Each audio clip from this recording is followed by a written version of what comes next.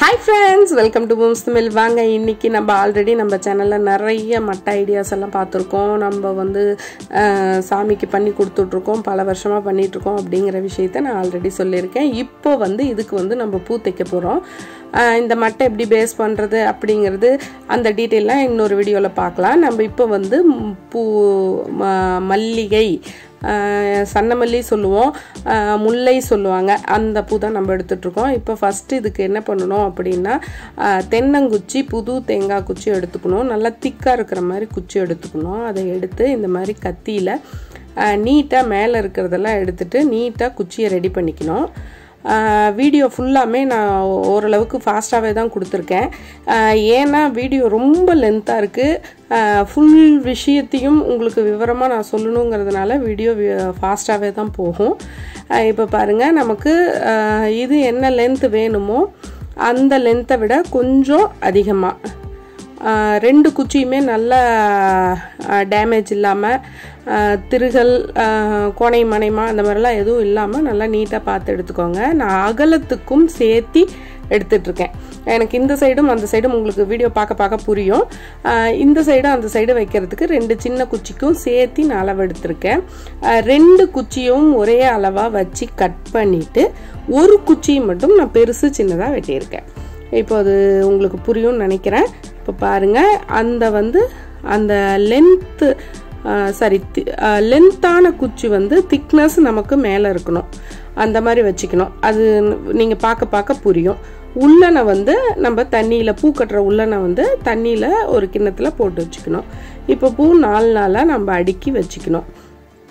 நம்மளே கட்டுற மாதிரி இருந்தால் கூட இந்த மாதிரி நம்ம அரேஞ்ச் பண்ணிட்டு கட்டினோம்னா தான் நம்மளால் ஈஸியாக கட்ட முடியும். இப்போ ஃபஸ்ட்டு நம்ம குச்சி எடுத்துட்ருக்கோம். இப்போ இந்த இடத்த நான் ஸ்லோவாக தான் காட்டுறேன். இப்போ பாருங்கள், அந்த குச்சி வெயிட்டாக இருக்கிற குச்சி நம்ம லென்த்தாக வச்சு கட்டக்குள்ள அடி குச்சி தானே வெயிட்டாக தொங்கும். அது வந்து நமக்கு திக்கான குச்சியாக இருந்தால் தான் நமக்கு தொங்கும். லென்த்தான குச்சியை கீழே கொடுத்துக்கணும்.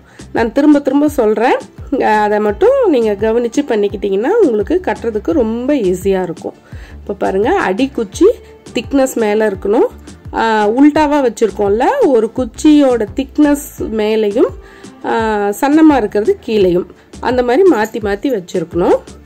இப்போ பாருங்கள், இந்த ரெண்டு குச்சியும் சேர்த்தி நம்ம முடி போட்டு ஸ்டார்ட் பண்ணிக்கலாம்.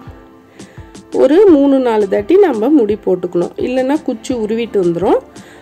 கொஞ்சம் தூரம் கட்டுற வரைக்கும் பொறுமையாக கட்டணும். அப்புறம் வந்து நீங்கள் ஃபாஸ்ட்டாக கட்ட ஆரம்பிச்சிடலாம். இப்போ அடிக்குச்சி வந்து திக்னஸ் ஆன குச்சி, திக்னஸ் பக்கம் மேலே இருக்கணும். மேல் குச்சி வந்து திக்னஸ் கீழேயும், அதாவது உல்டாவாக வச்சுருக்கணும். இப்போ 8 பூ எடுத்துட்ருக்கேன். 4 நாளாக வச்சுருக்கிறதுல 2 இதை வந்து சேர்த்து எடுத்துட்ருக்கேன். அந்த மாதிரி எடுத்துட்டு 2 குச்சிக்கு நடுவில் வச்சுட்டு 2 குச்சியவும் சேர்த்தி 2 தாட்டி அடி குச்சை மட்டும் ஒரு தாட்டி சுற்றிக்கணும். இதுதாங்க நம்ம கட்டுற மெத்தடு. இதுதான் நம்ம கடைசி வரைக்கும் ஃபாலோ பண்ண போகிறோம். முடி போடுற வேலையே கிடையாது. இப்போ பாருங்கள், திரும்பவும் 8 பூ எடுத்துட்ருக்கேன். இப்போ பூவை வச்சுட்டு 2 குச்சியவும் 2 தாட்டி சுற்றிக்கணும். அடி குச்சியை மட்டும் ஒரு தாட்டி சுற்றிக்கணும். இப்போ பாருங்கள், 2 சுற்று அதுலேயும் ஒரு சுற்று அடி குச்சியில் மட்டும் சுற்றிருக்கேன். குச்சியை வந்து திரும்பவும் சொல்கிறேன், குச்சியை உல்டாவாக வைக்கணும். ஒரு குச்சி திக்னஸ் மேலே, ஒரு குச்சி திக்னஸ் கீழே. திக்காக இருக்கிற குச்சி திக்காக இருக்கிறதுல லென்த்தாக இருக்கிற குச்சி வந்து கீழ் சைடு வரணும். இதை மட்டும் திரும்ப நான் சொல்லிக்கிறேன். இப்போ பாருங்கள், இந்த மாதிரி தான் நம்ம சுற்றிக்கிட்டே வரணும். நான் ஃபாஸ்ட்டாக தான் காட்டியிருக்கேன். ஒவ்வொரு தாட்டியும் சுற்றிட்டு எண்டுக்கு வந்ததுக்கப்புறம் 2 விரலில் பிடிச்சிக்கிட்டு பூவை பிடிச்சிட்டு நூலையும் அழுத்தி விட்டு 2 தாட்டிக்கு 3 தாட்டி அப்படி அமுத்தி விட்டு டைட் பண்ணிக்கணும். நம்ம எந்த இடத்துலையும் முடி போடல அப்படிங்கிறதுனால நம்ம இது வந்து கரெக்டாக கட்டிட்டு வரணும். இல்லை அப்படின்னா உங்களுக்கு வந்து லூஸ் ஆகி உதிர்ந்துருச்சுன்னா எல்லாமே கொட்டிடும். இது மாலை மாதிரி தான் உங்களுக்கு கிட்டத்தட்ட. மாலை எப்படி ஒரு இடத்துல உதிர்ந்தா அது பூரா உதிர்ந்துருமோ அந்த மாதிரி தான். அதனால் அதை மட்டும் நீங்கள் கவனிச்சுக்கோங்க. இப்போ பாருங்கள் ஃபாஸ்ட்டாக வந்து நம்ம பாதி குச்சிக்கு மேலே எதுக்காக ஒன்று பெருசு ஒன்று சின்னது சொன்னேங்கிறது இதுதான் ரீசன். இப்போ பாருங்கள் டக்கு டக்குன்னு கட்டலாம். அதாவது ஃபாஸ்ட்டாக கட்டுறதுக்கு ரொம்ப கன்வீனியண்ட்டாக இருக்கும். அப்படி 2 குச்சியில் 2 சுற்று சுற்றிட்டு அடிக்குச்சி மட்டும் லென்த்தாக இருக்கக்குள்ளே ஈஸியாக போட வசதியாக இருக்கும். அடிக்குச்சி வெயிட்டாக இருக்கக்குள்ளே நமக்கு சுற்றுறதுக்கு கன்வீனியண்ட்டாக இருக்கும். அவ்வளோதாங்க. இப்போது இந்த மாதிரி நம்ம போட்டு சுற்றிக்கிட்டே வர வேண்டியது தான். ரொம்ப நீட்டாக சுற்றிடலாம். அந்த டைட் பண்ணுறது கையில் இறுக்கமாக பிடிக்கிறது அது 2 கையிலையுமே லெஃப்ட் ஹேண்டில் நல்லா டைட்டாக பூவை பிடிச்சிக்கணும், ரைட் ஹேண்டில் இறுக்கிக்கணும். லெஃப்ட் ஹேண்ட் வந்து எப்பயுமே அந்த 2 விரலில் அந்த இடத்த வந்து டைட்டாகவே பிடிச்சிக்கணும். அதுதாங்க ரொம்ப முக்கியம். இப்போது நம்ம குச்சி பூரா சுற்றி முடிச்சிட்டோம், எண்டுக்கு வந்துட்டோம். எண்டுக்கு வரக்குள்ளே மட்டும் நம்ம முடி போட்டு முடிச்சிக்கலாம். நம்ம எப்படி பூ கட்டுவோம்ல அந்த மாதிரி ஒரு 2-3 முடி போட்டு நம்ம குச்சியை முடிச்சிக்கலாம். நான் இப்போ வந்து இது சாமிக்கு கட்டுறதுனால அல்ல குச்சிக்கும், அதாவது சின்னதாக சைடில் வேண்டிய குச்சிக்கும் வந்து நான் இதுலேயே எக்ஸஸாக கட்டிக்கிட்டேன். இது வந்து நமக்கு எக்ஸஸாக அந்த மாதிரி நம்ம கட்டக்குள்ளே வந்து நமக்கு ஈஸியாக இருக்குங்கிறதுனால நீங்கள் வந்து தலைக்கு வைக்கிற மாதிரி கட்டுற மாதிரி இருந்தால் அல்ல குச்சிக்கு நீங்கள் தனியாக கட்டுங்க, தப்பில்லை.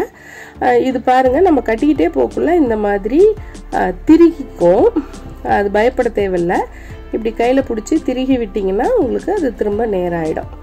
அது வந்து அந்த குச்சியோட ஷேப்பு வந்து ஒரு சில டைமில் இதாக இருக்கும். அந்த மாதிரி இருக்கக்குள்ள அந்த மாதிரி நீங்கள் பண்ணிக்கிட்டிங்கன்னா சரியாக இருக்கும்.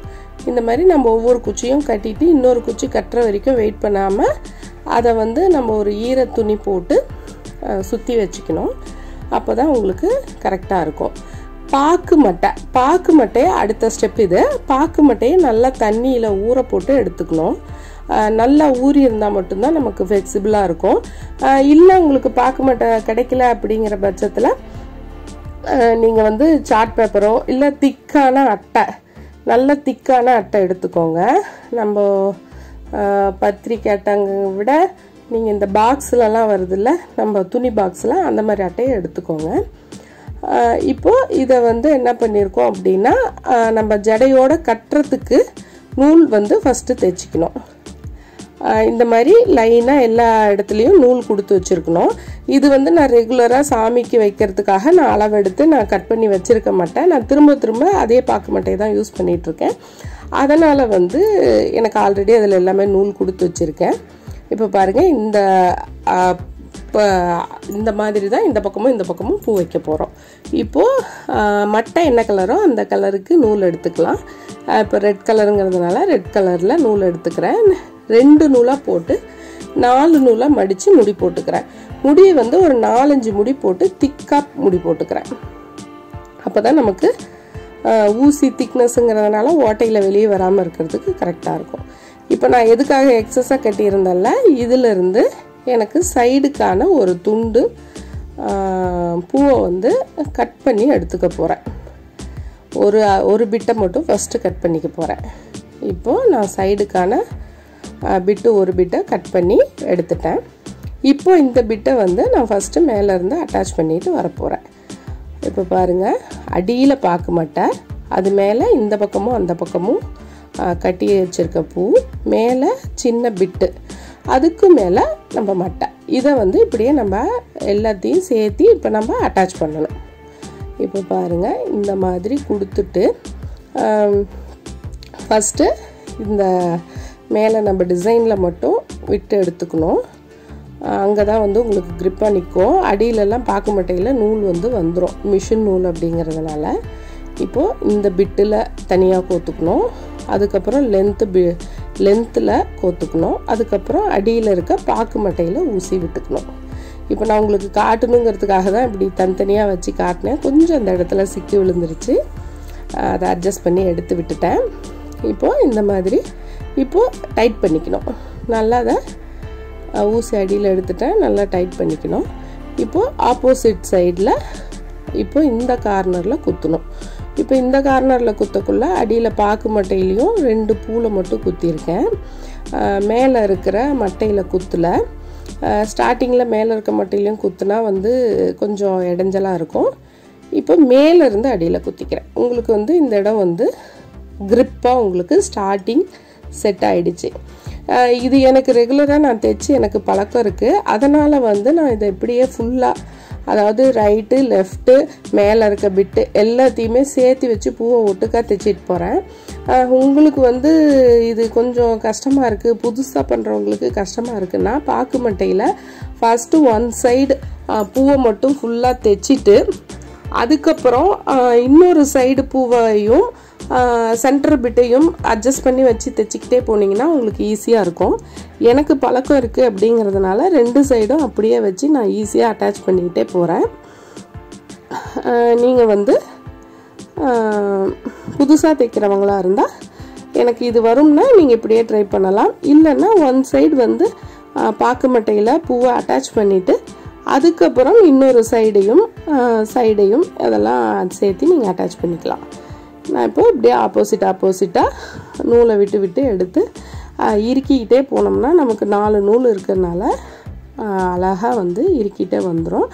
அடியிலேருந்து மேலே ஊசி விடக்குள்ளே வந்து கீழே காரையில் ஒரு மெல்ல அழுத்தி கொடுத்தீங்கன்னா அழகாக மேலே வந்துடும். இப்போது எண்டுக்கான பிட்டையும் கட் பண்ணி எடுத்துட்டோம். இப்போது எண்டுக்கான பிட்டையும் அட்டாச் பண்ணிக்கிறோம். திரும்பவும் சொல்கிறேன், மேல் பிட், சைடு பிட், அதுக்கப்புறம் அடியில் இருக்கிற பாக்கு மட்டை, இந்த 4லையும் நம்ம கொடுத்து எடுத்து முடிக்கணும். இப்போ திரும்ப இந்த எண்டை வந்து நான் உங்களுக்கு ஸ்லோவாகவே காட்டுறேன். மேலே இருக்கிற மட்டை, பூ, அதுக்கப்புறம் சைடில் இருக்க பூ, அந்த இது இருக்குல்ல தேங்காய் குச்சி, தென்னங்குச்சிக்கு உள்ளே விட்டு இழுத்து கட்டினோம்னா நமக்கு அழகாக செட் ஆகிடும். இப்போ பாருங்கள், நீட்டாக நம்ம தைச்சி முடிச்சிட்டோம். இப்போது நம்ம தலையில் வைக்கிற மாதிரி இருந்தால் நீங்கள் இதை வந்து கவனிச்சுக்கோங்க. அதுக்காக தான் நான் தலையில் வைக்கிற மாதிரி இருந்தால் நீங்கள் 2 பிட்டையும் தனித்தனியாக கட்டிக்கோங்கன்னு சொன்னேன். நான் சாமிக்குங்கிறதுனால சாமிக்கு வந்து நமக்கு ஆட போகிறதில்ல. சாமி தலையில் வச்சிட்டோம்னா அது அப்படியே தான் இருக்க போகுது. அதனால் வந்து இந்த முடி வந்து தேவையில்லை. நான் உங்களுக்காக தான் போட்டு காட்டுறேன். இப்போ பாருங்கள், இந்த எண்டில் வந்து நம்ம கட் பண்ணி எடுத்துருக்கோம்ல, அந்த துண்டில் வந்து அப்படியே அந்த நூலை உல்ட்டா பண்ணி இழுத்திங்கன்னா டைட் ஆகிடும், முடி விழுந்துடும். புரியும்னு நினைக்கிறேன். அப்படியே நூலை வந்து ஒரு தாட்டி அப்படி திருப்பி விட்டு எடுத்துக்கிறேன். இது எனக்கு அவசியம் இல்லை, இருந்தாலும் உங்ககிட்ட காட்டுறேன். சாமிக்குங்கிறதுனால இது அவசியம் இல்லை. நீங்கள் தலைக்கு பண்ணக்குள்ள இந்த பிட்டு 2யுமே நீங்கள் தனியாக கட்டி எடுத்துக்கிட்டிங்கன்னா உங்களுக்கு வந்து பூ வந்து உதிராது, முடி இருக்கும். அப்படி இல்லை, நீங்கள் இதே மாதிரி அட்டாச்சாக பண்ணக்குள்ள நீங்கள் வந்து சைடு பிட்டுக்கு கொஞ்சம் பெருசாக விட்டு கொஞ்சம் நூலை வந்து ஒரு 4 பூவை உருவிட்டு நீங்கள் முடியும் போட்டுக்கலாம். இப்போ பாருங்கள், அழகாக ரெடி ஆகிடுச்சு. இப்போது மட்டை எவ்வளோ நீட்டாக ரெடியாக இருக்குது பாருங்கள். அவசியம் உங்களுக்கு இந்த மட்டை பிடிச்சிருக்கும் அப்படின்னு நினைக்கிறேன். இப்போ பாருங்கள், இந்த இடத்துல இருந்து அப்படியே லைனாக இருக்கிற அந்த உள்ளனெல்லாம் வந்து இப்படி எடுத்து விட்டுட்டு மட்டையை வந்து ஜடையை வந்து இதில் வச்சு அப்படியே நம்ம கட்டிக்கிட்டே வர வேண்டியது தான். இந்த வீடியோ உங்களுக்கு ரொம்ப பிடிச்சிருக்கும்னு நினைக்கிறேன். இந்த வீடியோ பிடிச்சிருந்தா மறக்காமல் லைக் பண்ணுங்கள், கமெண்ட் பண்ணுங்கள், சப்ஸ்கிரைப் பண்ணி சப்போர்ட் பண்ணுங்கள். ரொம்ப வருஷமாக நான் சாமிக்கு இந்த மாதிரி தான் தைச்சி கொடுத்துட்ருக்கேன். உங்களுக்கு இந்த வீடியோ பிடிச்சிருந்தா அவசியம் ஒரு லைக் கொடுத்துருங்க. நம்ம சேனலை தவறாமல் வாட்ச் பண்ணி மேலும் மேலும் சப்போர்ட் கொடுங்கன்னு கேட்டுக்கிறேன். பாய்.